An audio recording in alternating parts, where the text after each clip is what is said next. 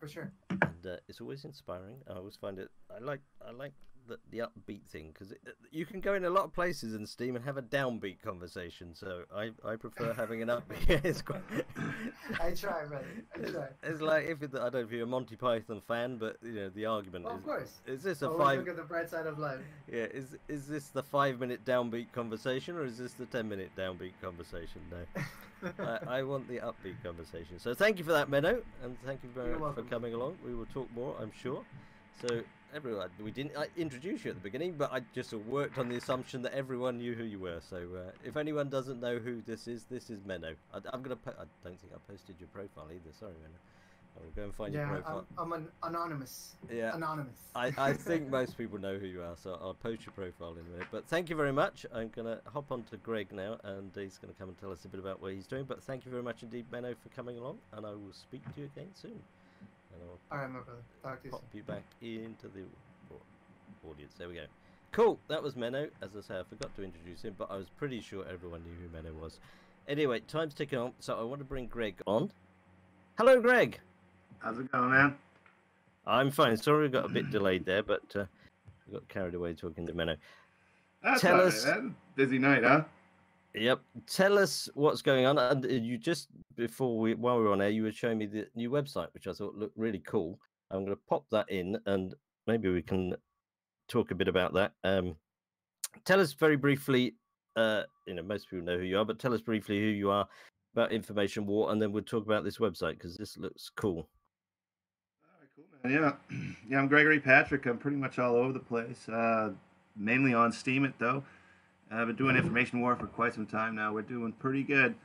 So should definitely check out Decentralized Truth. I'm not sure we should really unveil the rebranding just yet. I don't know if you heard about Hard Fork 20, but no. To that the not sins- supposed to be public? Sorry, No. I'll delete it. I'll delete it. So. No. I'm just kidding. No, actually, it's good to show it up there because you know what? We're in the middle of a banner contest, and you have all the artists and all the people around here that could make 1,000,000 banners. So we're looking to give out I think up to 15 Steam. That we have all sorts of rules going on the site that you probably can't see or interact with, but in the meantime, you should see what we're doing over there, and everybody can sign up. And it's a decentralized currency we're using. It's a decentralized site. Like, even when everything's down, we're always around. It's been absolutely insane in the news around here. We've been more or less glued to one particular story. So it really isn't even bad timing on our end because if all our posts are going to be about what's going on with Congress and Supreme Court right now because it's one of the most ridiculous, embarrassing things that's happened in generations. So. We have a lot of podcasts though, and we get into all the details, and we got people from all over the place. Right now, we're, a lot of people from America are on the podcast, but we have the villain actually, him from Steemit, right? He's going to be on Saturday, and we're going to keep bringing on people. I want to see you on there, Pensive, one of these Saturdays too. We can even make that happen earlier, just so you can come on, man. Yeah, grab me. That'd be cool. Yeah, no, I'd be happy to come on. I mean, we sort of jumped around a little bit. You do is it 3 times a week? You do decentralized news podcast hour? I'm not sure what you call it. Yeah, we call it the Decentralized News Hour, and it's because we're all based off of these decentralized crypto sites, and a lot of people we are there to help you stay anonymous online, and High Touch we are. You can submit anonymously and all that other stuff. We do have to moderate because people have rules on other sites like Reddit and things like that. Our website is brand new though, so what we can do there is, we'll see. And I think everybody should come by. But when it comes to Steemit, anybody can use our tag. We do curate. It's not a bot service or anything like that. One of the I have to keep my feed small actually because the stories that we get are some pretty detailed stuff. It's a lot of stuff you can't find in the mainstream media, and it's not the narrative that comes across. And I swear it's fake news everywhere out there. So if you want actually to know what's going on, we're the place to come. And we have some some diehard people posting, even though it's like taken away from their ability to participate on the site, but they're still up there going for it, man. What was the thing you mentioned in, was it Congress just now? I mean, I haven't actually picked anything up in the UK about that. So do you want to just briefly tell us what that story is? Oh, sure. You know, it's kind of a nightmare. We've had this thing called the Me Too movement going in America for I think a few years now. Hollywood and a lot of our TV, and I think it happened in the UK too. It's just something about the entertainment industry. It started outing people for abusive behavior, and it's sort of like run like wildfire through the entire culture. And it seems like now we're basically obsessed with it. And we have this, like them or hate him, Trump is our president right now, and people are just, acting on the edge of treasonous, flipping out. People are screaming in the streets. It's one of the most interesting times I've ever seen in my life. I mean, we've lived through attacks, and we didn't have this level of hysteria. So to see what's going on around here is insane. But this Trump nominated someone to the Supreme Court. His name is Kavanaugh. And from what it's worth, I don't really have much of a say because there's no facts in these cases anymore. When it comes to this, I don't know if you want me to go into too much detail on what the Me Too movement is, but this is not a safe for kids kind of conversation, honestly. It's getting ridiculous, actually. And I should warn people, if while I have the time, 4chan is now involved in trolling our politics on a massive level. And I should warn everybody about that when it comes, because honestly, fake news is disturbing. It's worse than just being misinformed. Like, disinformation can get people hurt. So I don't know how much do you want to know, man. I mean, just the essence of it, as I say, we don't. I'm just looking on the news over here in the UK. So Brett Kavanaugh is Trump's nominee for the Supreme Court, because is it 6 Supreme Court judges or something? I can't remember the number. Is it? It's 9. We have 9. Yeah. Right now we have 8 because Justice Kennedy resigned. He was actually the head of the Supreme Court, basically the lead judge, and he stepped down. Actually, somewhat surprisingly, he just probably saw, the motion of the tides and was like, you know what, I'm done, because it's just going to get nasty, and he knew better than to stay in there. He didn't really do very well in the healthcare debacle. He was the one that basically rewrote the law halfway into it to call it a tax instead of a penalty, because we're not allowed to penalize people in this country for not doing something. You know what I mean? So it was a real huge thing. He had trouble. He's gone. We had a few deaths.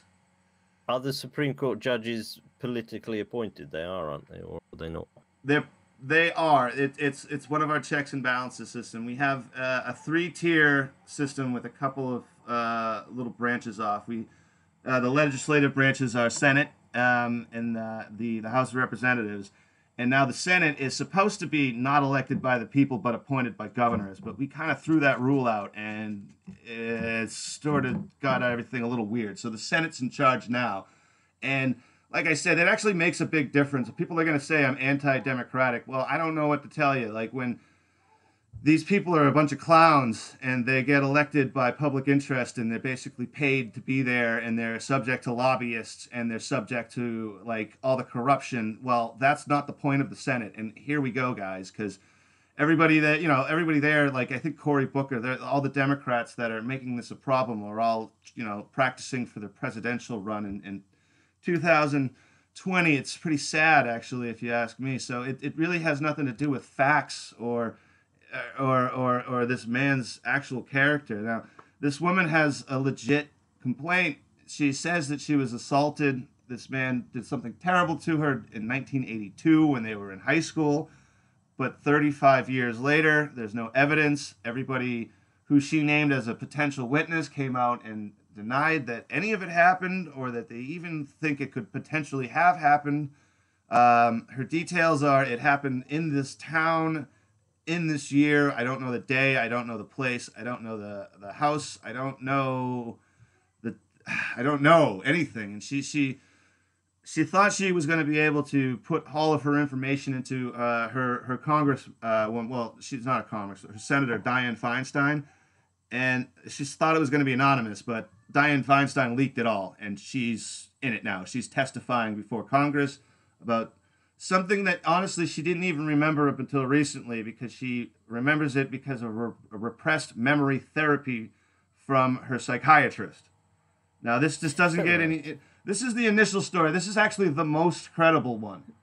Now, real quick, there's a second one out of the woodwork, because one wasn't enough to take Trump's nominee down. Now there's a second one saying that she was at a party and it got completely out of control and everybody acted wild, and they brought out, you know, I gotta say, this isn't safe for kids. So they brought out things that I don't want to talk about in case there's still a baby in the background. We've only got a minute left, so we won't be able to get too outrageous. The important part is 4chan saw all this, okay? 4chan, you know who they are, right? They are an alternate news group, if you want to say so. They are, now, the same people that chased around Shia LaBeouf and played Capture the Flag and basically made that man insane, decided to target Stormy Daniels' lawyer, this guy named Avenatti.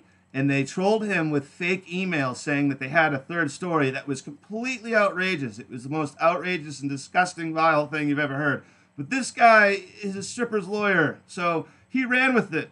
So the third accusation, that is absolutely insane, guys. I want to tell everyone in the world, you really should look on 4chan, because the dates line up, and the same people, those mean-spirited guys that tortured Shia LaBeouf, are torturing that lawyer. But now it's worked into our Congress. It's in our Senate. It's really ridiculous. This is something that's on C-SPAN, you know, something from 4chan, and the Democrats are saying it like it's true.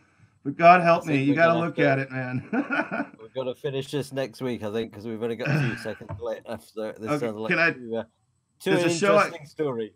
Yep. Can I talk about a show I have a show on Canon Curate called The Resistance. It's more about news, but it's a more alternative media and medicine, and, you know, keeping the government in check. So check out Canon Curate. It's based off Discord.